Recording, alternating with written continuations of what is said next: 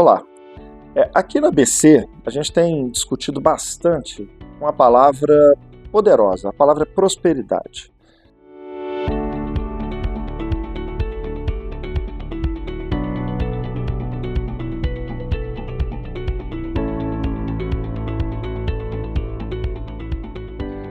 Quando a gente fala sobre prosperidade, quando a gente anuncia isso, no primeiro momento as pessoas sempre fazem uma ligação com sucesso, sucesso financeiro. Bom, ter prosperidade é ter mais dinheiro, ter prosperidade é enriquecer na vida. E quando a gente vai olhar a própria etimologia da palavra, e convido vocês a fazerem isso, a gente entende que não é tão somente isso que diz respeito à prosperidade. A prosperidade é um estado um pouco mais completo do que tão somente um sucesso financeiro. Ela fala de você ter uma força de você seguir, de você ser favorável àquilo que você deseja, àquilo que você almeja, aquilo que você tem esperança, né? Aquilo que você espera. A etimologia da palavra fala sobre isso. E como a gente traduz essa questão de prosperidade para um trabalho com famílias empresárias? Eu acho que a maior ligação que pode fazer é quando a gente fala sobre conselho de família. Tem sido muito interessante as experiências que a gente tem quando vai lidar com o planejamento patrimonial de famílias, com o planejamento da sucessão dessas famílias. A gente tem esbarrado muito numa demanda das famílias, numa necessidade das famílias de abrir um diálogo em família especificamente.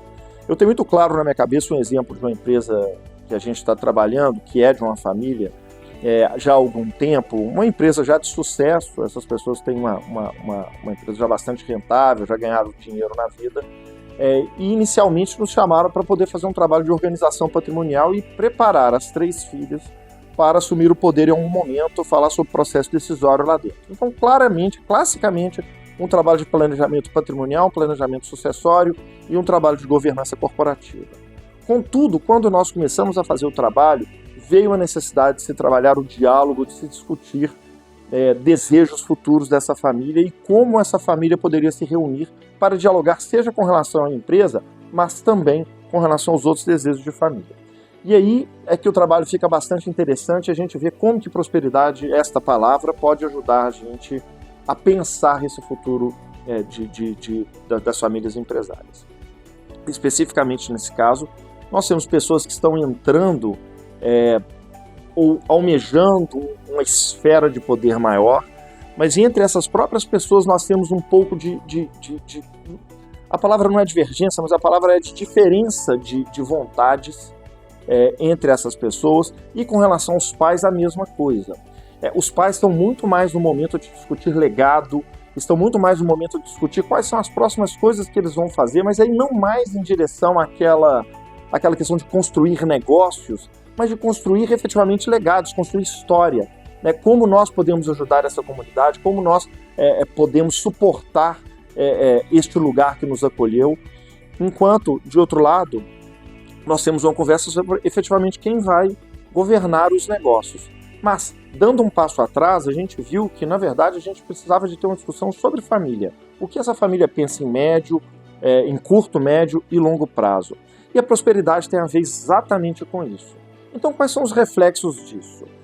Claro que nós podemos falar sobre prosperidade do ponto de vista financeiro. Então vamos ver se a empresa está rígida, se ela está bem, se ela está produzindo caixa ainda, se nós vamos diversificar esses negócios, verticalizar esse negócio, eventualmente fazer a venda da empresa ou a compra de outras empresas. Isso é uma questão que a gente pode trabalhar por meio da governança, a gente ajuda a trabalhar inclusive a gestão, e a empresa aí vai ter mais sucesso financeiro, etc. Mas não é só disso. Quando a gente fala de prosperidade, nós temos que pensar também de uma forma clara nos desejos das pessoas. Todo mundo está exatamente onde quer estar? Ou todo mundo projeta estar daqui a 5, daqui a 10 anos, aonde gostaria de estar neste futuro, fazendo o que faz hoje? Ou nós precisamos de ter alteração? Por isso que sempre vem a palavra liberdade também, que é a liberdade de fazer escolhas. Porque se eu já tenho dinheiro, eu teoricamente deveria facilitar e possibilitar com que a família fizesse escolhas, que cada um membro fizesse essas escolhas e observar se isso traz um todo coerente para um trabalho ou não. Isso é um papel típico do conselho de família. A gente deveria também discutir não apenas então as questões, de novo, de um sucesso financeiro, mas também da liberdade de escolha para você fazer o que você quer fazer ao longo da vida, mas a gente até deveria falar também, de uma forma inclusive mais holística, sobre uma visão espiritual dessa família. Nós pensamos dessa mesma forma, este legado ele tem a ver com valores, e obviamente aqui no Brasil a gente encontra muitas vezes valores cristãos que essa família tem, vai externar e vai possibilitar com que a gente ajude nossa comunidade. Este também é um diálogo que a gente deve fazer em família e tem muito a ver com prosperidade.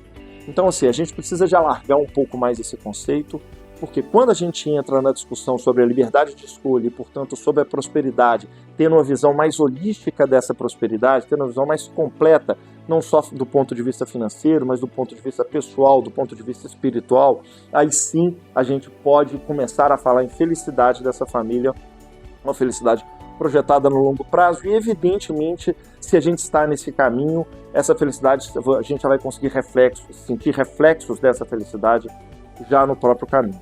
Então, quando a gente organiza esse discurso, quando a gente consegue conciliar o que é um conselho de família efetivamente com a governança corporativa da empresa, a gente consegue transformar isso tudo num todo coerente, isso vai sempre ao bem da família, eles conseguem manter mentalidade bastante positiva ao longo do processo de transformação, que muitas vezes é duro, eles conseguem definir metas claras para serem atingidas ao longo não apenas de um próximo ciclo de planejamento estratégico da empresa, mas em ciclos de prosperidade ou de crescimento da própria família. A gente consegue permanecer com equilíbrio e bem-estar entre os membros dessa família e a gente consegue manter uma ação bastante consistente com relação a esse futuro. Exatamente esses são os passos para que a gente sinta a prosperidade no seio de nossa família e a gente sinta que nossa família consegue efetivamente, a partir dessa prosperidade, manter um grau de felicidade e de adesão e de coesão muito bacana. Pensem nisso. A palavra da vez é prosperidade e a gente precisa de investir um pouco nisso. Até o próximo vídeo.